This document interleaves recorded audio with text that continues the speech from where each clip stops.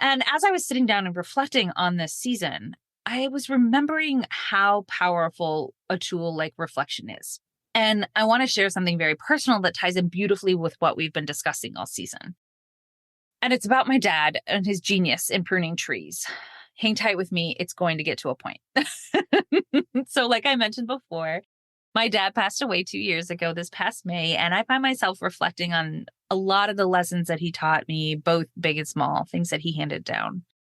And one of his greatest practical skills was tree trimming. Every place we lived, Puerto Rico, Florida, Cape Cod, Alaska, Indiana, the Outer Banks, North Carolina, he left a legacy of beautifully pruned trees. Your journey to the divine is an intimate exploration of self, where you are both the seeker and the source of enlightenment. I, Jessica Paschke, invite you to break free from the ordinary, to reforge your spiritual path with courage, curiosity, and audacity. Unleash the power of your spiritual connection, stepping into a purpose-driven life free of have-tos and shoulds. Join me on this profound exploration of rediscovery, where you'll not only redefine your own spiritual practice, but also inspire a collective awakening. Welcome to Reclaiming Our Spirit. Hello. Welcome back to Reclaiming Our Spirit. I'm so excited you're tuning in today because this is season 1's final episode. Yep. Final episode. We did it. We've been doing it for a whole season. I'm so excited about it. And today is special, not just because I am wrapping up our journey for just a season, but because I want to share a little bit of wisdom from my dad who crossed over in May of 2022. But before we dive into that, a moment of joy. I have a whole bunch of pets. And I have so many pets that my husband rolls his eyeballs all the time at the amount of pets that hang out with us in this space. So we have a 70-pound dog and we have 4 cats. And my moment of joy is the fact that the cats are getting along with the dog so much better than they were. Now watch, you're going to hear a meow or bark or like lose it in the background of this episode now that I've said that. But you have no idea how big of a deal this is. It is a total moment of celebratory joy. So we adopted a lab shepherd dog and he's about to turn 3 in the fall. And if you ask my mother, she would definitely say that he's an acquired taste. Some dogs are for all people and all animals. Like they love everyone and everyone loves them. And then there's Atlas, who's ridiculously amazing and challenging in equal moments. And he does not love all of God's creatures, and all of God's creatures do not love him. He is very particular. To his credit, he did not have a fantastic start. He and his siblings were born under an abandoned house. So he didn't really have contact with people until he was about 6 weeks old. And then mama was adopted out when he was around 7 or 8 weeks. So he was basically feral and he didn't trust anyone or anything. And we got him just after the 8-week mark. It has been an adventure. I should just probably do a whole podcast episode on things I've learned from my dog. Seriously. I've learned so much in my 3 years with this little guy. He's not exactly little. He's 70 pounds. But anyway, now the cats have come out from all over our time and our adventures each time we move. So we've got a cat that's 18, a cat that's 16, and a pair of 4-year-old siblings. And they're not strangers to dogs. They grew up with our yellow lab who passed away in May of 2021. And that dog, that yellow lab, he did love everything. Absolutely everything about life and everyone. And people loved him. He was just the essence of joy and openness. Totally different from Atlas, which is totally okay. So the cats have been around an old dog. And actually, the old cats have been around a puppy version of that old dog from the beginning. But they have no room or space for this feral puppy that we adopted. And there were days where I felt like either the dog was going to eat the cats or the cats were going to take out the dog. So it's been a lot. It's been a little bit stressful and a lot to navigate in a time when you all know we've had things going on. But last week, and this is the moment of joy, we had a breakthrough. So the 18-year-old 6-pound orange girl cat, her name was Bee, and she was definitely the first one to connect with Atlas. And this was like 9 months ago. She would have none of his nonsense. And for some reason, he was in love with her and he listened. Like she'd just hold a paw up in the air and he would sit. She's freaking the queen bee of the house. And so they were vibing enough to get along. And then, like a month or two, maybe 3 months after that, the twins of trouble, which are the 4-year-olds, decided to not run away from him, which was key for a herding dog. Like, don't run away from a herding dog. So once they stopped running, they all started hanging out and it started working. But the holdout was Henry. He's the 16-year-old beast. he's a big cat. All of the cats are big except for B. But if B is the queen of the house, Henry's the enforcer. And he is going to put everyone except me in their place, including my daughter, which is hilarious to watch. And he was like BFFs with our yellow lab who passed away. So Atlas was a hard no for him. He had no interest. Now, Henry still wants nothing to do with the dog, really. But, and this is huge, I discovered them sleeping on opposite sides of our bed the other day. There was no hissing. There was no barking. There was no eye clawing. There was no chewing. So I'm taking this as a sign of hope, like a spark of hope that one day they might actually like each other. So that was my moment of joy. The cat and the dog were sleeping on the same bed without killing each other. I think it's a valid moment of joy. I was very excited. I took a picture. Okay, so let's dive into the season episode, or our last episode of the season, because not only do I want to reflect on the season, I want to talk about why reflection is so important in real life and why it's one of the most powerful tools you can have in your toolbox. This season, we dived deep into themes like reclaiming your purpose, understanding the power of your story, exploring your soul's blueprint, how do we work with our charts, connecting to our intuition, infusing our spiritual practice like into our entire day, not just a part of it. And we've had some really amazing guests on. Abby from Bella Mambo, she chatted a lot about that power of connecting with your ancestors. And Melissa Amos was chatting about intuition in the grocery store. And Des DeBreva came on in the middle of the season. We dove deep into how powerful all parts of our story can be. And Sharon Scott brought up ways that we can heal and expand beyond our charts and our blueprints. And then Bethany Hawkins of Crackers and Soup, my podcast producer, dropped the mic with her episode about reclaiming your purpose. If you have not listened to that one, y'all, all of them are delicious because these people that I had on this season, I love spending time with them. And I was so excited to get to share them with you. So we've challenged a lot of old views and we've reimagined a lot of concepts in ways that are more accessible and applicable to real life. And each of these guests completely brought it to the conversation with their unique perspective and their wisdom from the years, helping all of us, including myself, to see our personal and our spiritual journeys through completely different eyes. And so I am beyond grateful and honored to have had them say yes to spending time with us. And I'm really hoping to continue these conversations in the near future. And as I was sitting down and reflecting on this season, I was remembering how powerful a tool like reflection is. And I want to share something very personal that ties in beautifully with what we've been discussing all season. And it's about my dad and his genius in pruning trees. Hang tight with me. It's going to get to a point. So like I mentioned before, my dad passed away 2 years ago this past May, and I find myself reflecting on a lot of the lessons that he taught me, both big and small, things that he handed down. And one of his greatest practical skills was tree trimming. Every place we lived, Puerto Rico, Florida, Cape Cod, Alaska, Indiana, the Outer Banks, North Carolina, he left a legacy of beautifully pruned trees. And I still hear, this is the coolest part, from friends who live in those places about how well those trees have matured thanks to his care. That kind of lights me up, that his legacy lives on.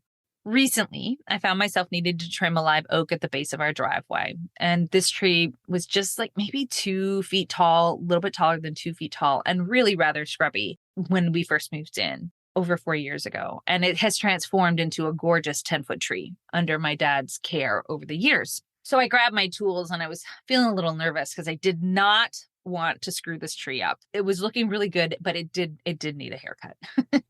And I was really hoping that I would remember everything he taught me about trimming trees because the process that he showed me over and over again was super meticulous, very detailed steps. And I didn't want to do something out of order because I know that that's why he has success with these trees is the way that he prunes them and the decisions, how he makes the decisions of pruning these trees made all the difference. And as I was reflecting back on all the different steps standing in front of this tree, trying to remember what to do first, what to do second, it dawned on me that I needed to share his steps with you.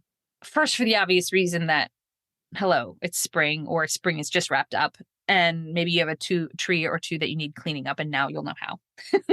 But more importantly, how it ties into reflection and our personal growth and our spiritual evolution.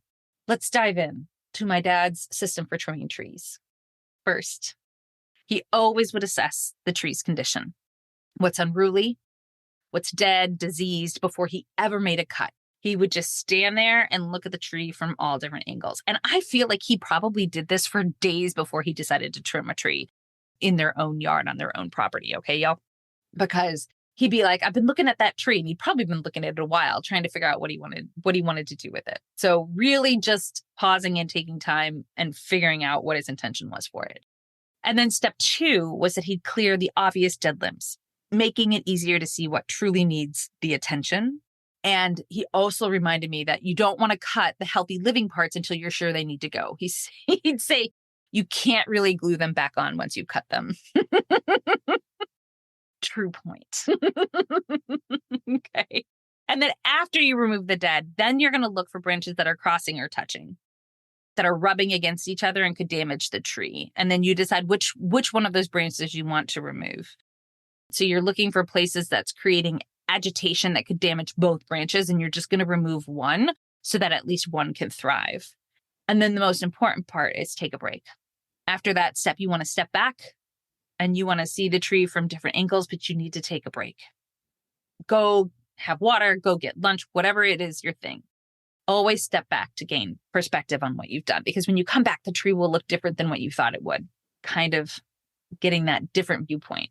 So I was working on my tree friend, and I was recalling all of these steps. It kind of dawned on me how much this process mirrored our discussions on spiritual evolution and personal growth and self-awareness and discovery, all the things that we've talked about on the podcast this season. Because just like with a tree, we need to make space to reflect, to assess our lives. There are times when we're going to need to remove what no longer serves us. And sometimes, in order to figure out what that is, we have to take that step back. We have to go to lunch to gain perspective. And this helps us make the hard choices and the hard decisions more confidently. And it really ensures that we're growing in ways that are in alignment with not only our values, but also with our intentions for where we're at in that moment. We do not want to make those decisions in a void. So I was looking back over the season thinking, oh my gosh, like how much of that did we cover? So just like with Melissa and our conversation with intuition, sometimes you're not going to be sure about what decision needs to be made. Which branch do you get rid of? They're rubbing against each other and one has to go. Like in our life, something is agitating and something else has to go. And that's when you can call on your intuition, call it into play. Even for the little things, your intuition can give you that much needed boost. Abby came on and reminded us that our ancestors are just waiting to help us if we take the time to put energy into that relationship. Just like the lessons from my dad on tree trimming were waiting for me after all the time had passed and I hadn't trimmed a tree in a while, they were all right there. Our life and our soul and everything, right? Our spiritual practices, our ancestors, they're all made up of this present moment that we're in. And so when we work with our ancestors, when we tap into our spiritual practices, it's woven into everything we do, even if it's just cleaning up gardens and taking care of the yard. And that intention, what do you want to do with that tree? You have to know how you want to move through the world and what matters to you. Just like you have to know what direction you want to take your tree. So sometimes the process is really clear and easy, and sometimes it's a bit of a hot mess. Finding that intention, finding that purpose. And Bethany came on to chat about those hot mess times and why purpose is actually what carries us through to the other side. Trees also carry the story of their life in their rings. And Des reminded us that we also have rings like a tree, that our stories are multifaceted and they're layered. And they're going to branch out in wildly different directions than maybe we first thought they would, but those branches will be extra strong and be able to carry the weight of what life brings. And then Sharon explains the power of evolving beyond your blueprint, that you can't always tell your life how it's going to grow. Just like my tree friend at the driveway. I cannot tell it how to grow, which direction to lean, but I can nourish and take care of it, just like I can nourish and understand myself more deeply so that I can grow in ways that support the very foundations of who I know myself to be. And this is where the power of reflection really comes into play, because if I hadn't been out there knowing that I had to write the last podcast episode, knowing I needed to record it, and instead going to trim a tree, it was extensive cutting, let me tell you what. If I hadn't taken the time to go trim that tree and then given myself the space to reflect on this, I don't know that I would have made the connections that I did. I don't think that I would have gotten to the next layer of the journey of this season. What to let go of, what to foster, how to reshape my life, how to reshape stories for all of us, our lives and our stories, to make them stronger, more resilient in how they're growing. And to have all of you along on this journey, as we look at our stories, as we look into our journeys, as we tap into our resilience, as we reclaim our spirit, I cannot even. Thank you so much for tuning in, truly. And so the power of reflection is so important, whether we are making time on the daily, which is what resonates for me. I need time to process on the daily. I need time to reflect, or it gets to be too much. But for some people, maybe it's just every couple days or once a week, whatever it is for you. Carve that time out. Step away from something you're too close to. Take a moment to reflect. What are your values? What are your intentions? What do you actually want to do with this thing in front of you? Right? Don't try to trim the tree and avoid. You're just going to end up with a naked tree or a tree that still needs trimming because you were frozen and you couldn't decide what branch needs to be let go of. So looking ahead, because there is an ahead, I'm thrilled to announce that after a summer break, because I need to go be in the ocean for a little bit, we'll return with the season 2. I love podcasting and I love storytelling and I love having conversations with you all too much to not do a season 2. And I've got some exciting new topics and guests lined up. And of course, I'll release some teasers throughout the break. But I would love to hear if there's something specific you'd like me to cover or to invite a guest on board. So please send me an email and reach out, because I really can't wait to continue on this journey. And it is a journey that we share. These need to be conversations. One of the values that I have is connection on a deep level. In the past episodes, you've heard me talk about my Scorpio energy. There is no surface with a Scorpio. And I want to have these conversations with you. So I'm figuring out ways to do that. But for now, it's via social media and email. So send me a message. Keep in touch. Maybe you join my newsletter. Maybe you hop into the Patreon and you start having conversations and more in-depth discussions in there. I've got exclusive content that drops only in there, but I am in there with that community. Maybe it's becoming a member of the Spiritual Evolution Collective, and then I get to see your beautiful face live. That would be wonderful. But our time together doesn't have to end just because we're taking a break in between seasons. So figure out a way to stay in touch. I'll be dropping fun things all summer into the social media channels and the newsletter. And if you have time, please consider leaving an honest review and sharing this podcast with all of your friends. It really helps reclaiming our spirit to grow and to continue to bring more meaningful content your way. Final question of the season. Here we go. Are you ready? It's a good one. What old views have you shed this season?